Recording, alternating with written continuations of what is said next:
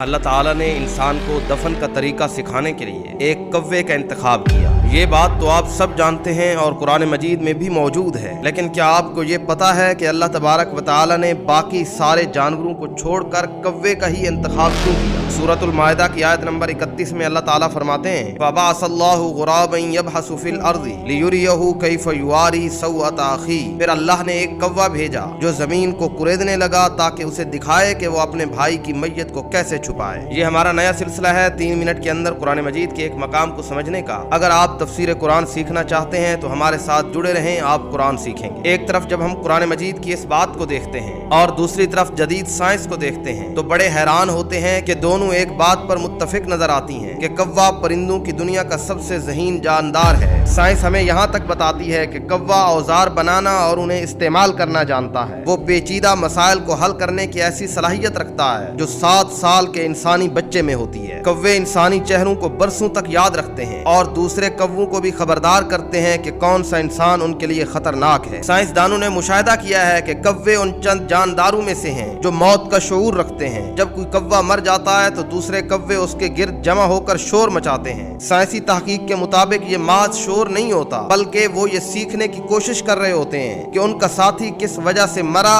تاکہ وہ خود اس خطرے سے بچ سکیں۔ سائنس کے بہت سارے مشاہدے یہ بتاتے ہیں کہ کووں کے ہاں باقاعدہ ایک عدالتی نظام ہوتا ہے۔ اگر کوئی کوہ دوسرے گھونسلے پر قبضہ کرے یا کسی کا حق مارے تو پورا گروہ مل کر اسے سزا دیتا ہے جو بسا اوقات اس کی موت کی صورت میں بھی نکلتی ہے۔ کوہ اپنے بوڑھے ماں باپ کو کھانا کھلاتا ہے اور ان کا خیال رکھتا ہے جو کہ پرندوں کی دنیا کا ایک نادر رویہ ہے۔ اللہ نے انسان کو جو خود کو بہت بڑا سمجھ رہا تھا ایک چھوٹے سے پرندے کے ذریعے یہ سبق دے کر اس کے تکبر کو خاک میں ملایا۔ کوہ زمین کھود کر جب مٹی ڈالنے لگا تو قابیل پکار اٹھا ہے افسوس کیا میں اس کوے جیسا بھی نہ ہو سکا۔ یعنی کوے نے نہ اسے صرف طریقہ سکھایا بلکہ اس کی کم علمی کا احساس بھی دلایا۔ اللہ تعالیٰ نے کوے کو اس لیے منتخب کیا کیونکہ وہ کائنات کے ایکو سسٹم میں صفائی اور ترتیب کا ماہر ہے۔ آپ نے اس آیت میں غور کیا ہے یہاں اللہ تعالیٰ نے باسا کا لفظ استعمال کیا۔ باسا کا معنی ہوتا ہے بھیجا۔ تو یہ بات سمجھ میں آئی کہ وہ کوہ ایک اللہ کا مقرر کردہ استاد تھا جو قابیل کو اس کی غلطی اور اس کے بعد کا حل دکھانے آیا تھا، وہ خود بخود نہیں آیا۔ یہ واقعہ ہمیں عاجزی سکھاتا ہے۔ انسان جب اپنے تکبر میں حد سے گزر جاتا ہے جیسے قابیل نے قتل کر دیا تو اللہ نے اسے ایک پرندے کے ذریعے یہ احساس دلایا کہ وہ کتنا بے بس ہے، اتنا کہ اسے اپنی میت ٹھکانے لگانے کے لیے بھی ایک کوے کی تقلید کرنی پڑی۔ وہ رب جو ایک پرندے کے ذریعے انسان کی رہنمائی کر سکتا ہے کیا وہ آپ کی زندگی کی الجھنوں کو قرآن کے ذریعے حل نہیں کر سکتا؟ کبھی ایک لفظ، ایک چھوٹی سی نشانی انسان کو بڑی سچائی تک لے جاتی ہے۔ تو رب کے ساتھ جڑے رہو، آپ کا رب کسی بھی پریشانی میں آپ کو اکیلا نہیں چھوڑتا۔